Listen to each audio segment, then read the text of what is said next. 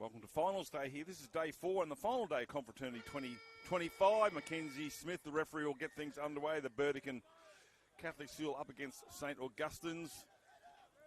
Really liking these jerseys. I cannot tell the difference. Michael Crutcher will join me shortly as we 4 finals to round out a wonderful carnival brought to you by CQ University, Struddies, the NRL, and our latest sponsor being the former Origin greats. Bob Linden was here yesterday, looking solid and bigger unit than I can remember. So there's the Bob Linden trophy up for grabs as well. So just going to get to their set. It's a halfway line right there.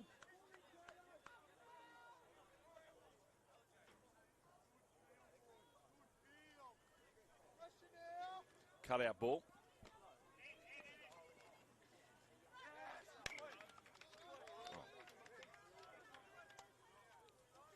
So it didn't get to the kick.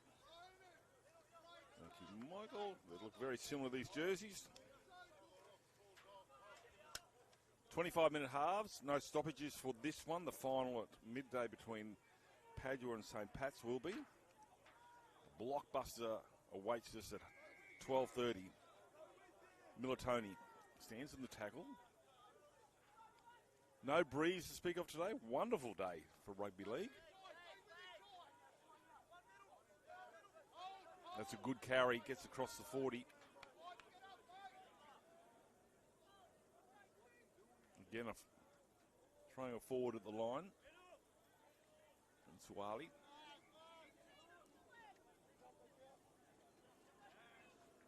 Numbers out the door, just goes without it, unfortunately, there's Chad Fraser. That'll be a changeover. Neither side getting to a kick as yet. Come out in round 1, just jabbing the prize fighters. Got hurt there, fullback Kahini. He might have just got hurt in the lower area of the body. So halfway line's been crossed now. Opportunities for a big back line towards our broadcast side. Not a great pass, so he's going to reset. Puts it in the air. Sun certainly comes into play. Allowed to bounce. Grabs it in the end there. There's Lachlan Augustine from St. Augustine's. He might have got selected on his name. That's a 30. Smith at dummy half. Goes for run. No look pass. Heavy contact coming from Guy Bartolo.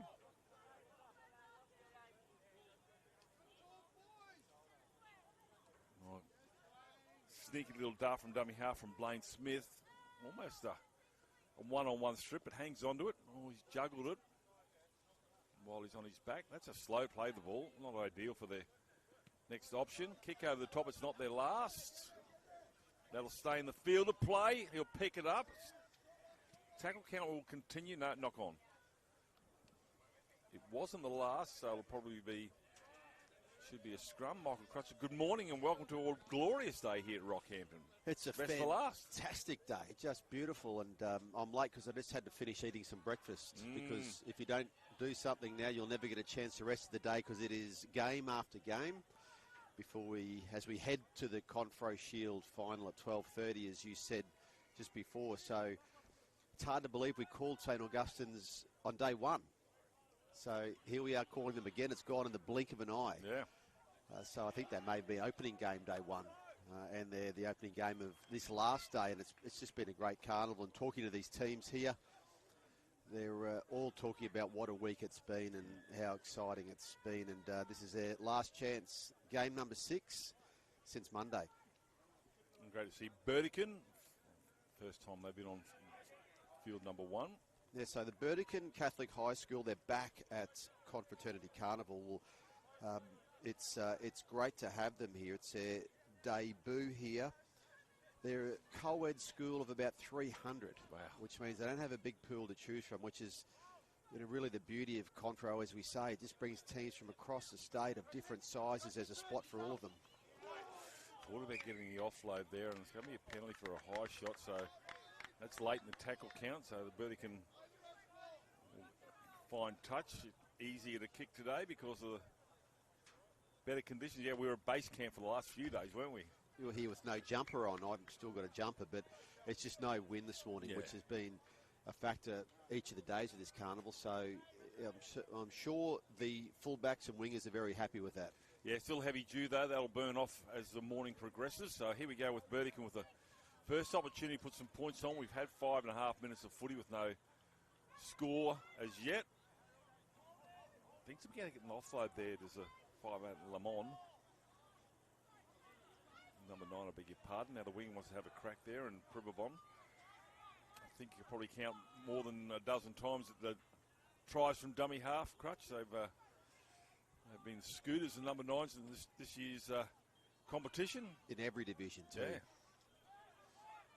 they love that little burrowing attempt. Here we go. He's not the 9. That's a... Didn't get that. Lucky caught that. He grabbed it on his knees, and that's got him off balance and an easy target for 3 defenders to push him back to the 10. The last tackle says Mackenzie Smith.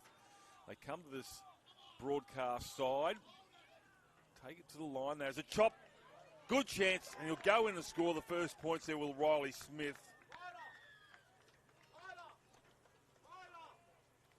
And first sojourn down. It goes back to a penalty, Crutch, and yeah, there's a good little backline movement here. They space themselves out well and had just one enough. A nice pass across, a defence had jammed, and a try in the corner. So good work. So Burdekin Catholic High, they've got players here. They play in the Blackhawks Cup. So they're in that Blackhawks competition where they have played the likes of real Confro regulars in Columba Catholic College, Blackheath and Thornborough from Charters Towers, and All Souls as well, and St Gabriel's, all Charters Towers schools. So they won 2 of those games against All Souls and Blackheath, and didn't win against Columba, but we know the strength of Columba from their Confro history. So they've had that grounding, and they get here to Confro this time for their debut, and it's great to have them on board with some extra teams this year. So they've got a strong Burdekin Roosters tie. So players who've played club together at Burdekin Roosters, whose first grade coach at the Roosters now is Steve Lansley, who coached Ignatius Park College to 2 Confro wins. So he's in Townsville first grade comp now, coaching the Burdekin Roosters. So these Confro technical... Steve didn't coach in Toowoomba too, did he? No, he coached Ignatius Park to wins in 2019 in Bundaberg and 22 in Mackay, when Ignatius Park College spoiled the St. Pat's Mackay party.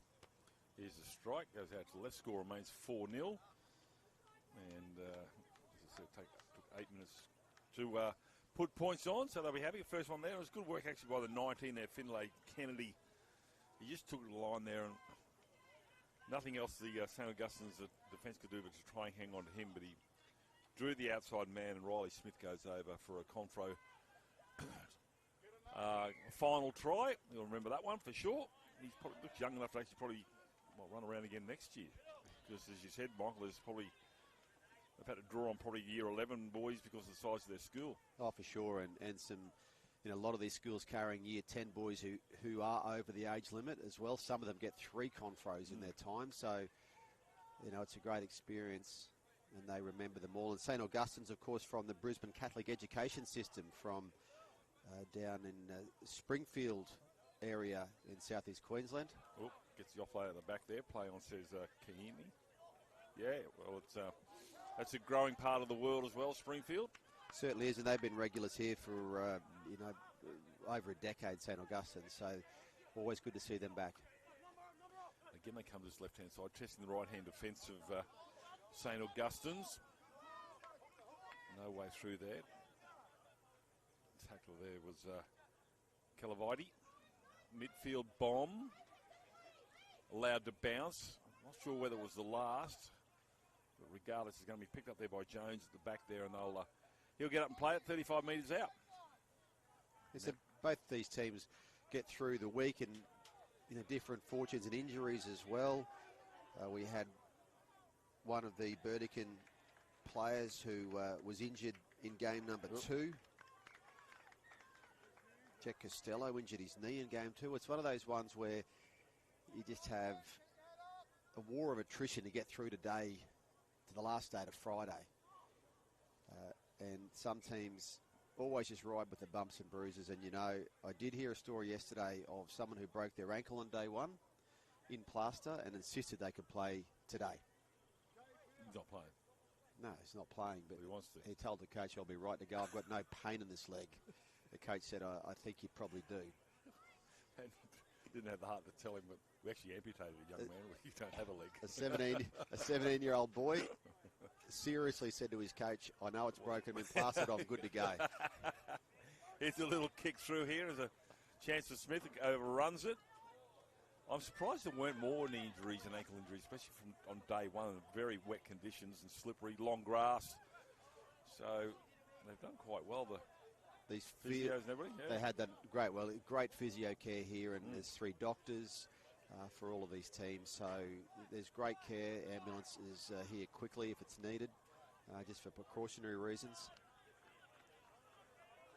So Burdekin again on the attack. Long cutout ball. Tries to get his way through the man with the headgear on. I think that might be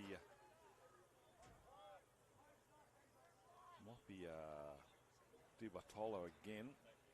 He is. Oh, he's got to reach out. Does reach out. Does he score? Referee Mackenzie Smith says no, he knocked it on. Oh, I thought he got enough over the line there, but just didn't quite get the downward pressure. No, he gets 10 points for effort, though. Doesn't he? He was scheming and reaching. I thought for a second he did have over there the little step off the right, step off the left. Look close. Look close. Good. Well said. So the Burdekin, one of those teams who will be on the bus after play today. These are these schools near and far, as we say. So the Burdekin Catholic High School on the bus after the presentation later today, and they'll overnight in Serena. They'll arrive home tomorrow. So we've got all these different travel plans. Some teams flying, some teams on the bus, and some teams on the train. Calavidi will stand in that tackle. Dart from dummy half. Blaine Smith, well, I spoke to the driver this morning and said, well, you can have all your hotels back now. He said, what? He said, yeah, they're all booked out. I said, yep. Kick over the top. And Confraternity not only brings some great footy to the area, it also brings a lot of dollars for the infrastructure of Rockhampton. And Cathedral College, well done for putting their hand up to host this one. Yeah, the city, 72 teams. City's been heaving this week. There's been people everywhere. It's been a great week to be in Rocky. Every second vehicle's a bus with a college name on the side of it. So, yeah, someone will be busting it out, as you said, this afternoon. Last game at 12:30. We went to a small pub for dinner on Wednesday night, and there were 3 long tables, all for Confro teams to come and eat. You're feeding young men there, they're hungry. They just bring out a wildebeest and just chuck it on the middle of the table and go for your life, boys. So, yes, because they would have played 2 games, used up a lot of energy, wouldn't have eaten a lot. There's a break down the right-hand side here from the Burdekin College. Support play in there. Was he grabbed without the footy? No, it's at the same time. I think it might have been Google Manor made the break, the 18 down the right-hand side. Yeah, it's good good break and also good support play as well. Came from nowhere from support play and just touch and go as to whether it was early or not, but the referees have done well this week. They've been right on the spot looking at these calls. Play just getting a little bit of treatment. It seems to have recovered pretty quickly. We have this scrum on the 20. As you said, the community rules of rugby league, the scrums go down 20 metres in. You don't get to choose where you have it. There are no 6 to go. And if you line dropout doesn't go the 10 metres, it's a penalty. So a couple of different rules to what we're used to at the NRL level. As we see Phoenix Jones, the fullback, take a carry almost to the 30, centre of the park. Oh, they're just struggling to get their mojo going, aren't they, saying Augustus? I think they might have only got to 1 kick. Yeah, they did. They had more, I guess they were probably just in a situation on Monday morning when we had them on field one where they had lots of energy and they were able to really get into games. But, you know, that can happen at different times too. I'll just help myself to the camera operator behind me. Is hot chocolate. I thought, gee, hot chocolate? That doesn't taste like my long black. He'll be right. You'll probably end up with a bit of a twitch later this afternoon. You'll be fine. Hands out in front. Keeney goes crossfield, puts some fends on. Just needs to take the tackle and settle. He's done the damage. Doesn't need to look for an offload. Once he does get tackled, that's a good carry. Initially sideways and then steps off the left to go back towards the try line. Mackenzie Smith has St. Augustine's right on the line in defence. Lincoln Carroll. Well, he thought he had a chance there until three defenders turned up. Blindside. Head. Catch and pass. Drawing in the man. Turns it back inside before he goes into touch there to try scorer Riley Smith. Himself and Finlay Kennedy have been combining quite well on the left-hand side. Oh, Sniper's got him. They're losing some metres here. St. Augustine's coming up in the face here, but Mason Kean will dive towards the 10-metre line. Last tackle says Mackenzie Smith. Options left and right. Which way they go? They're going to go to the right. Takes to the line, puts a grubber kick in the in-goal area. Has he scored the try? He has. The referee will check with a touchy, and touchy agrees with Mackenzie Smith, and that is a try. Wow, what a great kick. Must have only just had enough grass there, Michael. What a pinpoint kick in the end. That was a nice kick. Good support play, too. We've seen this from Burdekin just coming up in support. The kick was just pinpoint from the halfback, and the fantastic dive as well. We get a number on that one? Number 13. One way to find out. Use that.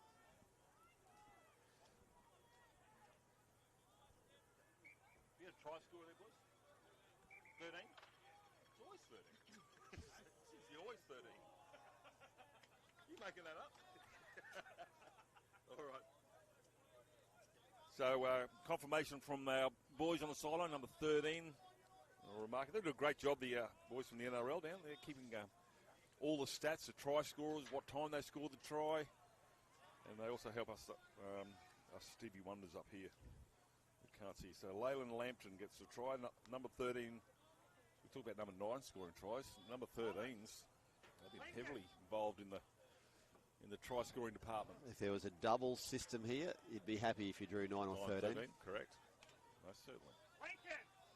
Because the scary part is most of the 13s and 9s actually play in that position, whereas we've got players wearing 1 playing in the centres, and we've got players wearing 6 fullbacks. So, if you had the doubles, you'd be going, what's going on here? Especially the last day of Confro, players are just moved around positions to cover for any attrition during the week as the kick falls short. But it's a sort of week where by Friday you have to be ready to do whatever your team needs you to do, because we start with 21 players per squad, and if it gets to a point where there's just been too many knocks and players may be unable to play, we do have a system here where some schools will lend players to other schools, which has been part of that confraternity spirit. So you must have 17 fit.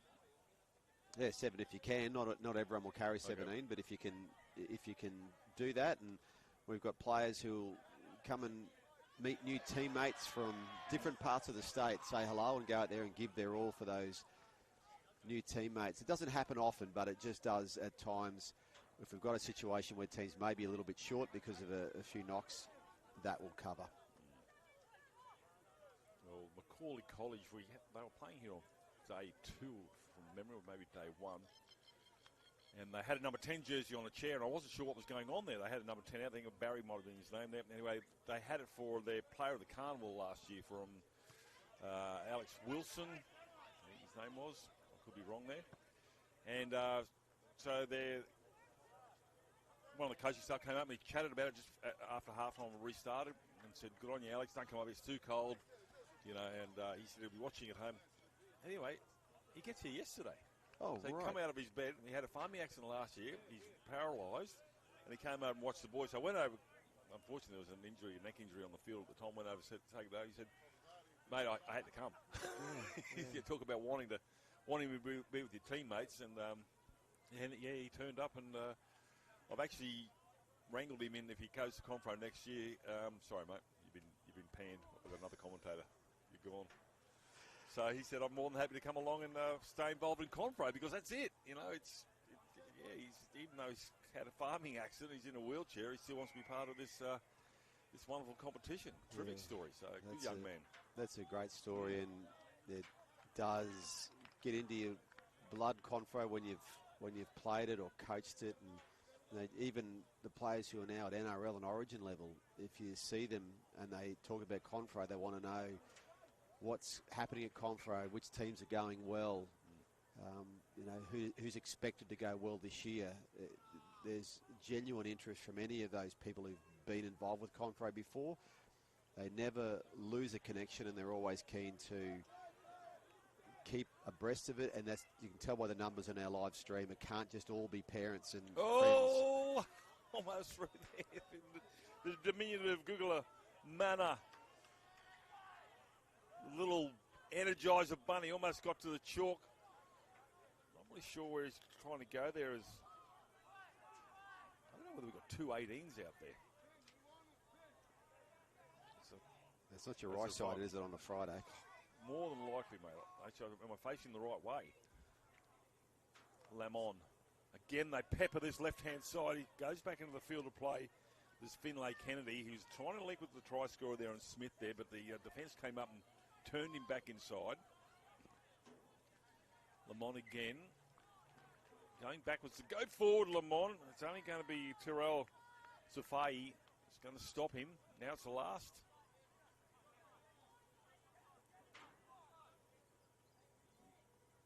Time for another attempted try. Mackenzie Smith right there. Going to check with the touch judge and says knock on over the line. So, St. Augustine's defence is holding firm.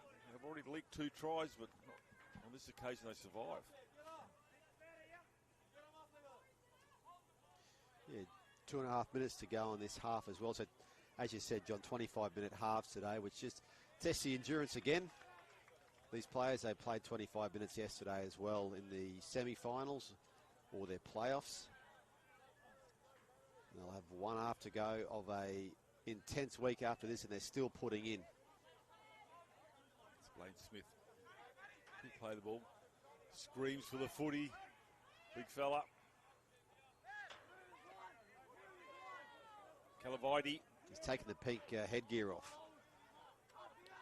It's probably quite warm out there. I was going to say the pink headgear has always been a great spot this week. You can see players. He came off the bench in the first game as well and had a real impact off the bench. Started the game today, but he's certainly a player to watch on Monday. In that first game, he caused some real inroads. Phoenix Jones. Last tackle. Now there's a rare sojourn into Burdekin's end of the ground. That kick's going to be taken by Smith quite easily. Sums up the situation. Does a bit of a flying goose step. And then just unfortunately going across field is going to be an easy target for Jack Richardson. So he's pulled down. So let's see how they go, St. Augustine's defensively. 90 seconds remaining. They might get a couple of tackles. I'm sure some of these young guys as well haven't played at 8:30 a.m. for a little while. They don't even out of bed at 8:30 school holidays. So the junior league days when you kicked off around about 8:30 a.m., they were a while ago. You're not doing it now, so you've got to get up, have breakfast, give that a chance to go down, and then play at 8:30. So, and I reckon the lights out might be at 9, but eyes will be shut at midnight. None of these blokes. Yeah, the reports on the bus rides home from the carnival, so the ones this afternoon. Some of the girls going home last night they were quiet. There's lots of sleep being had. Wow, you can believe that. I think they were a great time. Last tackle says Mackenzie Smith. This is a really good defensive set here from St. Augustine's. Field position has Burdekin kicking it on their own 20. Been allowed to bounce. Can he get it now? We've got 23 seconds to go. They just try and take it and be happy with 8-0 scoreline. I think they're going to get to the other end, but we've seen tries. I think Mara scored a try right on the hooter in the corner. They scored 2 within the space of 3 minutes, actually, before half-time. Got them back into the game. Unfortunately, they lost it in the end. Tuafai, that will be half-time. Referee Mackenzie Smith will blow the whistle. 8-0, 2 tries in the first half. Riley Smith in the 8th minute and Leland Lampton in the 18th minute as they come in for a bit of a conversation. And they'll come apart here and they're going to have a break. We'll have a break. Michael Crutcher back with the second half shortly.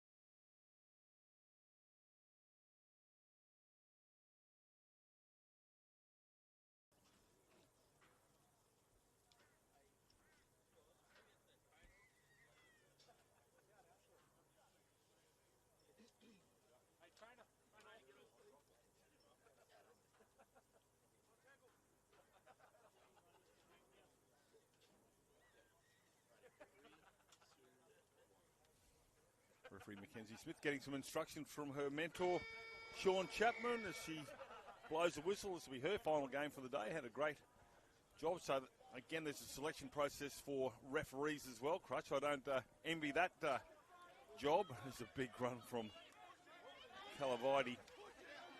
1, 2, 3, 4 defenders try to get him across to the try line. He's looking at the sideline there. Had a great Bo Peep with a workmanship from the line marking man. So, that's a good carry, and he's gassed too, the big fella. He just said he started off in a flurry on game one, day one. And yeah, he'll sleep on that bus on the way home. That was a good start to the half. And you're right, looks at these lines that have been, these ground staff the last few days have just been incredible. They've turned out fantastic grounds. Oh, has he lost that in a strip? Yep. They've been out marking the lines pretty much after play every day. Looking real good considering the carnage that was on display on day one with rain, steady rain overnight. Actually, between the grounds was just a mud pack. It's dried out very well. I'm impressed considering it hasn't been above 14 degrees. So I went down and checked out Burdekin was actually the 13. He's the right edge player, and I could hear the coaching staff saying we've got away to a good start. We just have to keep going. With Calavidi again gets the offload. Gets the Arthur Beetson happening right there. It's a great offload. Only got another metre or so, but they're close to the line. Here they come, St. Augustine's. They're down 8-0.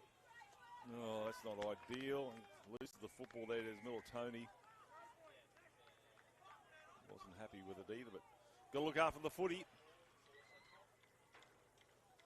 And now they'll have to defend St. Augustine's. Yeah, that was a good patch of play for them too. They were attacking in that 10-metre zone. A good start of that. Probably really need to try to get that first try of this half as we put a little chip in. Oh, I don't know if that was in the playbook. Third tackle on your own 20. It's the entertainer's playbook, that one. Comes off, it's genius. But now they'll have to defend, and we sigh of relief. So he was 2 plays in front of everyone. He knew there'd be a knock on. Get a fresh set of 6. Sent it to Militoni. He's already had 2 handling errors. So,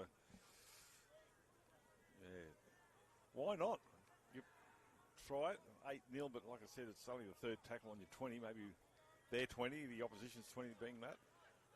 Well, strange things can happen on the last day of a Confraternity Carnival as well. Everyone's tired. Every day. Great final yesterday in the women's competition, wasn't it, Crutch? It was one of the classics. Fantastic game, that. This one here could well and truly end up being like that as well. It's a high shot. It's going against 9. And Smith, just a little bit too high. I know he's not a tall player. A good pace there to get through that gap. Good mana, yeah. A good cover as well, even though that slipped up. We talk about Calavidi and the size and the strength of some of these players, but I've been really impressed with the little players. It's just been outstanding, and especially on the last day when fatigue comes into it, they're just little whippets. I reckon post office workers hate the little dogs because they can't catch the little buggers. The big German shepherds, they'll bark for half an hour before they pass out. So just these little players can certainly be a handful. Yeah, we've seen that across all the divisions, and like we say, you play 2 games Monday, 2 games Tuesday. It's not just a big guys game or a big girls game, and the smaller players, the faster players, of course, trouble. And even speaking with the Cathedral College winning coach from the Shield final yesterday, the girls' Shield final against St. James, who are a very powerful team, he said they really hope that their nimble players would, play a role for them, which they did. Small players really helped TCC win that match. I think the player of the Carnival was the number 9 for Josie Wogan. Yeah, she was only like 20 kilos, if that. She had a whale of a game, really directed the side around the park, but she was really good in dummy half runs, and they're just a handful of these smaller players. Talk about the standard of play in this carnival. Josie Wogan's already playing in the BMD Premiership, the Open Women's Competition in Queensland. She's played 2 games for the Capras this year, so that's the sort of standard we're talking about here. We had the luxury of Origin coach Tahani Norris on the on the cans, mentioning some of the players that are playing in the BMD competition. Next step up, obviously, is the NRLW and then Origin. That's the thing, playing here in Rockhampton, it's got a statewide club here in the Capras, which enables these players based around here to move up through the system. It's a pathway, and you know the aim is to move along that pathway, and that's the path that the likes of Cameron Munster and Harry Grant have taken, as in local Rockhampton players, through Confro, through their clubs into Australian teams. Yep, so nursery for both boys and girls here. Confro, 72 teams, smorgasbord of talent. You can dine in 7 fields, just go from one to the other. Try and find some talent. As you see Lamont, who's having a pretty good game in the 9. He's tackled by his opposite number around the ankles there in Blaine Smith. Last tackle on the 40. Go the strutty side. Puts it on the toe there to Sam Head. Flies high and nice and had it all covered. That was one of the best takes I've seen. He flew high and put his back to the opposition as he came down. And he just really looked after that footy. It was a very good take. Just here Calabite again, steamrolling machine. That's 10, 12 metres he gets. He's had a great start to this half. Well, he's got another 18 and a half to go. This is up to the coaches to try and decide when to bring him on. He'll no doubt come off for a few minutes. And maybe one last onslaught. At the moment, they have 8-0 lead. You can call that a luxury. Last tackle. Now, says referee Smith. And that's a kick straight down the throat. And it'll be up for Phoenix Jones to put the tackle on the catcher. Does so. Gets a little bit of help from Lachlan Augustine. Both of these teams have got kickers who put in some handy spiral kicks. What they're missing is the wind of the last couple of days, because that would make those kicks very difficult to take. But there's some good skills on display here. Yeah, well, there's no wind, but that sun is right in the eyes of Burdekin. Shifting the play towards the left as they go across halfway. Still making some meters, stands in the tackle, waiting for the held call from referee Smith. Well, it's held when you're on the grass. For a quicker play of the ball than they got. Not the last tackle. Here's another spiralling torpedo kick. Did it get knocked back, says the referee. It's going to be tidied up there by Blaine Smith, the number 9, playing at number 1. All over the place. But Burdekin just kicking on the 5th, or the 4th, I should say. Just turns them back unexpected. Good field position. It means St. Augustine's have got a little bit further to go to get to the other end. Yeah, sometimes you can just turn some of the bigger guys around as well. It's a good dart from marker. Jack Richardson. Little Tony, this time he hangs on the footy. Damaging ball runner. As I said, a lot of heavy dew. It's starting to burn off now, but that ball is greasy as Liam Ronan loses the ball. Oh, sorry, just tackled on the last. That's a changeover. Again, probably a kick would have been better, especially with this sun, but we're going to have a restart here. Well, Burdekin 15 short of halfway.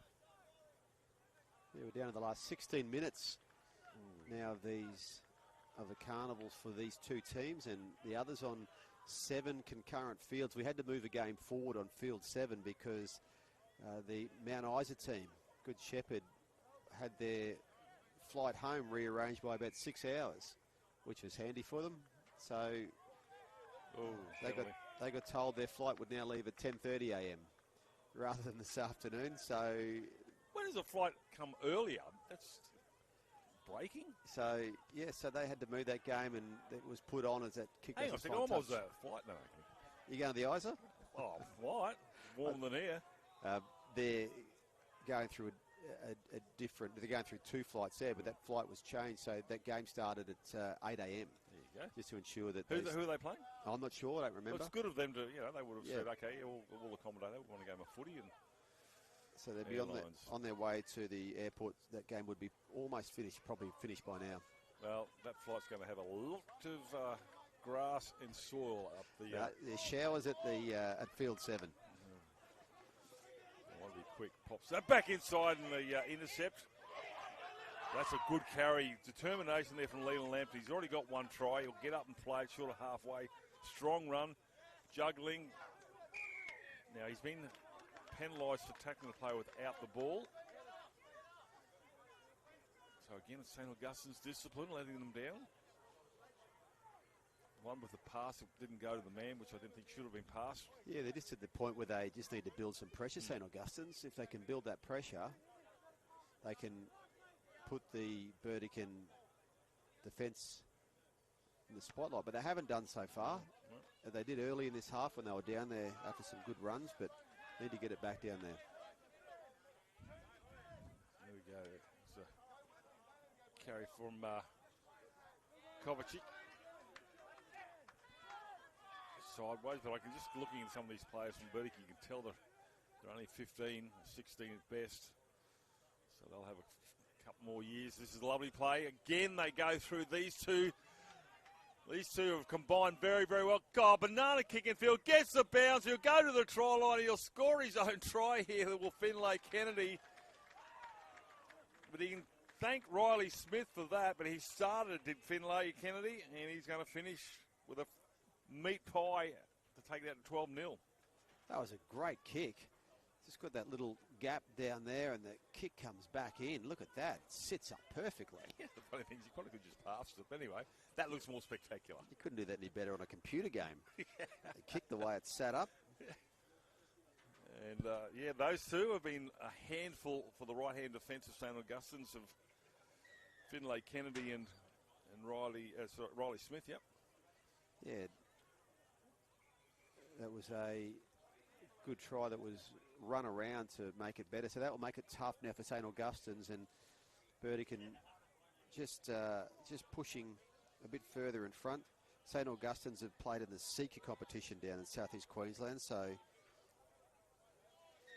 don't want to go too far back in that sequence of play, but it comes back to that penalty, tackling the player without the ball, and from that set of six, they end up underneath the crossbar. So just got to make sure your discipline is strong, because give the opposition any opportunity, especially one like Burdekin. They got a spring in their step, and to be perfectly honest, Crutch, to an extent, St. Augustine's will let them play that way. Yeah, not let them, but they haven't been up to the task to stop the way they're playing. Open the door a little bit for them. We know they're certainly a team that's got some skill, because we saw it on day one in some very good patches from St. Augustine's. It's often you see these teams and then you lose track of them as the week goes on, because there's 7 fields.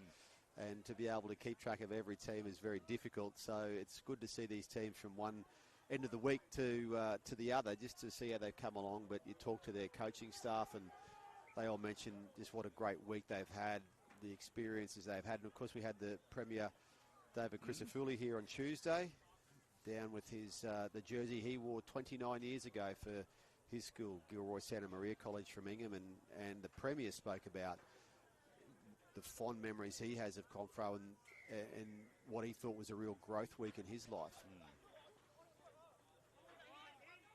Nice high-ish shot, gets out away from that one, but I saw the photo of that jersey. I don't think it's been washed, because obviously he played in the back. Did he play on the wing? Played on the wing, and the number on the back of the jersey, I did have a look at the jersey, and the number on the back was peeling off. Oh, well, okay. So it's a jersey he hasn't just put in the cupboard. He said he'll wear it every now and again on the grass on the cool nights. But you know, sometimes if we do have dignitaries who visit, you know, you provide them with a rundown of what this carnival's about if they haven't experienced it. That wasn't necessary for the Premier. No. He knew all about Confro, and he knew a lot of the families who were with his old school at Ingham. St. Augustine's now through Phoenix Jones was strong on day one when I saw him here. Beats one, doesn't beat two, and he needs to inject himself now. So the clock's starting to wind down here. 10 minutes remaining in this clash. They're down 14-0. Certainly not Captain Obvious that they've got to score first. They've got to do it 3 times, maybe even 4. Now they go a little bit more sideways. Calaviti's gone to the sideline. Here's a one-on-one strip here. And unfortunately, Militoni again coughing up possession. Yeah, it's good just shot under the ribs there, forced the ball loose. Called him out. Well, Militoni's been a little bit fired up here, and mainly because of frustration, because he's not at his peak of his powers today. He's always been damaged. He's lost the ball a few times, and it's just frustrating. He knows he's better. He's been sent off. Yeah, he has been sent off for what the referee would say was a punching action there, where the defender may not have been aware the ball had been spilled, and he just lashed out there, which has earned the send-off, which makes the job difficult. Now, the way this happens with these carnivals is that there's a judiciary that is pretty much a permanent one in case it's needed. So that will be set up after this game. You see Burdekin now. Flick ball. They just got to still play their normal game, even though there's only 12 on the other side.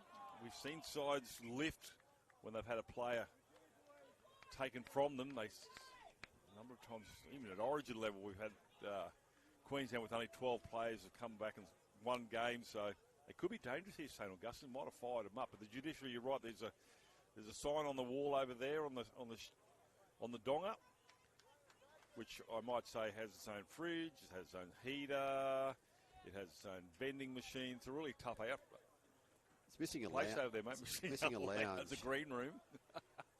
It's just luxury over there. It's but the NRL actually take care of the judiciary process, and so a judiciary of 3 is formed, led by the NRL. Player comes in with a representative from the school. They look at the video, state their case. Decisions made pretty quickly, and it's given out. So that's a normal process.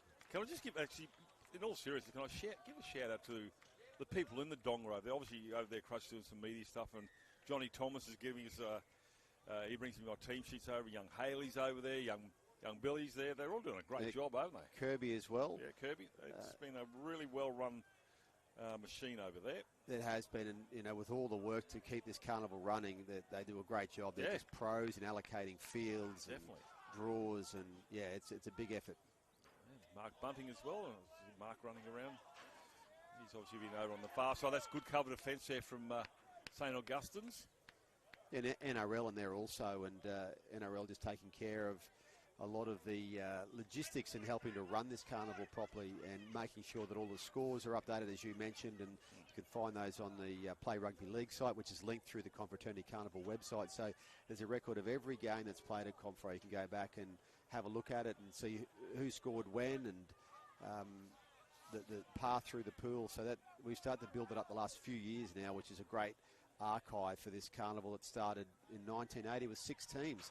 Now, speaking, you mentioned Bob Lindner, who was here yesterday. He was in the very first Confraternity Carnival in 1980, made his origin debut 4 years later.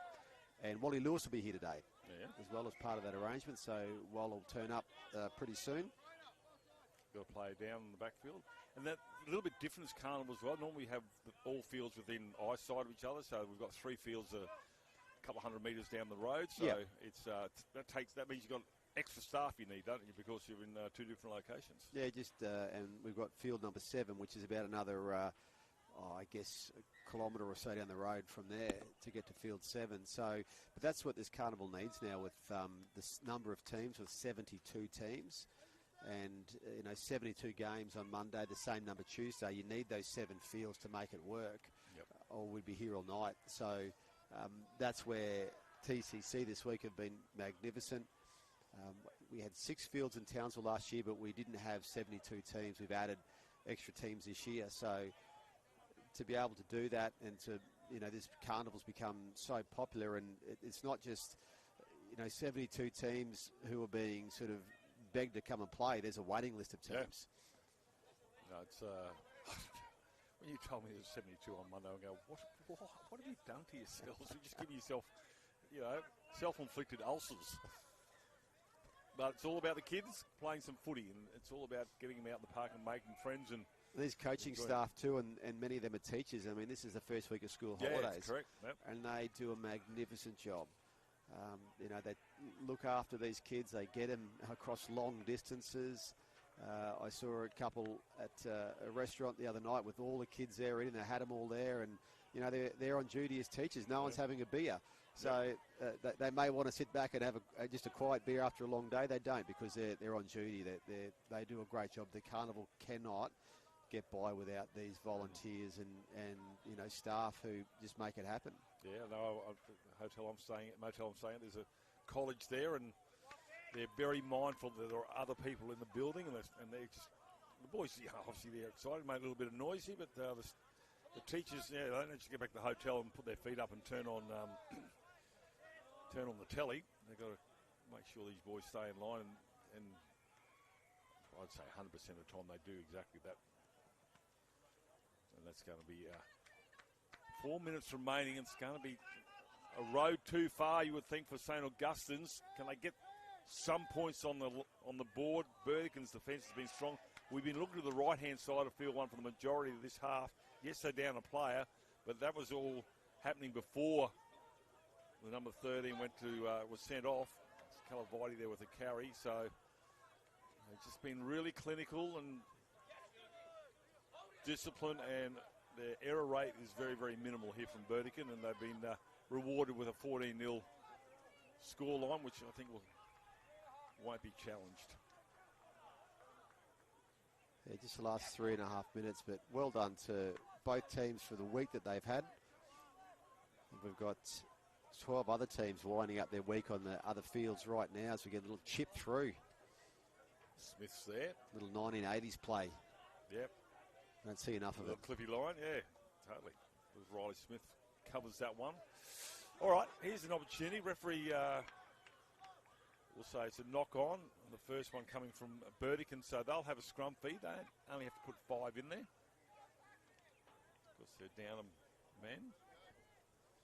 So for St. Augustine's, the number 10, Oliver O'Hanlon, he's not the biggest prop out there, but geez, had a crack out there. He puts himself in there. He's got a bit of a limp there now, but he's getting back into the scrum.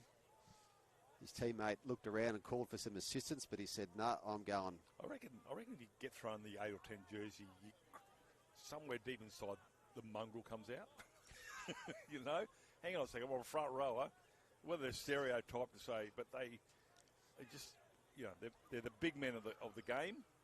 Well, most of the time, but even though they're small, if you put an 8 or 10 on, they just seem to have this right to actually try and cause carnage. That's not a great pass. They've gone backwards and lost some metres here. He's going to be picked up there by Augustine. It's Lockie Augustine. Plays on the 40. They come to the broadcast side. Cut out ball. Chance for Jones to go through. He loses the football, and Burdekin will come up with it again. It's been the order of the day, unfortunately, for St. Augustine's. They haven't been able to complete. It's just given the possession back to Burdekin. Was touched by St. Augustine, so they'll get 6 more. Or the tackle count will restart. 90 seconds remaining for the Carnival for these two teams, or 14 teams. Supposed to put a man through the gap there, and might have been the try scorer there, Finlay Kennedy. I'll get one more set with St. Augustine's to try and erase that 0 off the scoreboard. There's a kick, and it's going to be the hooker, and Blaine Smith will bring that back. He's going, that's a good chase. What have they got? What have they got? They've only got 12. 80 metres to the other end. 40 seconds remaining. St. Augustine's, it's pretty rare to see a 0 on the scoreboard for this college. Michael Crutcher, they're such a strong side. Yeah, there's some of the good players they've got. That's right, they can put points on. They've been contained by Burdekin today, but they certainly have got some talent in that team. With 20 seconds left, this is a chip and chase time, surely. Totally. Everybody's up. The wings actually drop back here on the right-hand side for Burdekin. Here they come this way. They've got numbers this way. Need a good ball bounce. Phoenix Jones is going to knock that on. Still trying to pick it up. He'll get... Hello. getting on again. Oh, now, I think you might find yourself being sent off as well, Mr. Jones, because there's a couple of hands going in there. Oh, still going is Jones.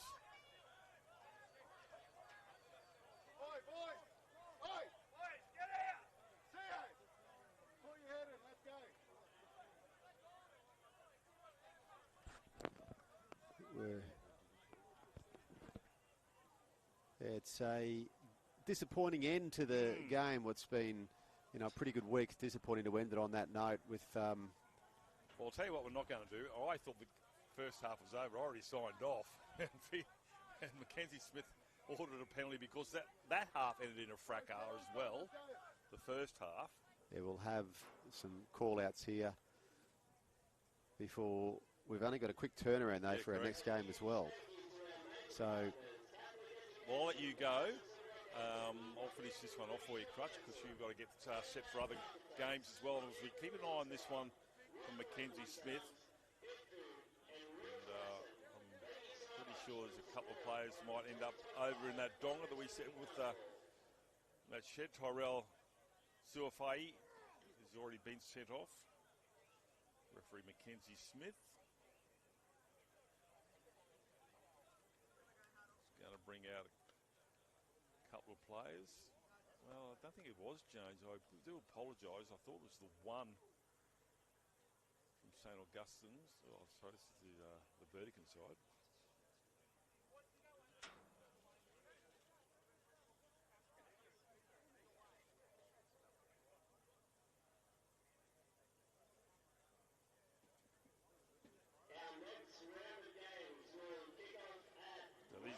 Imagine the two captains.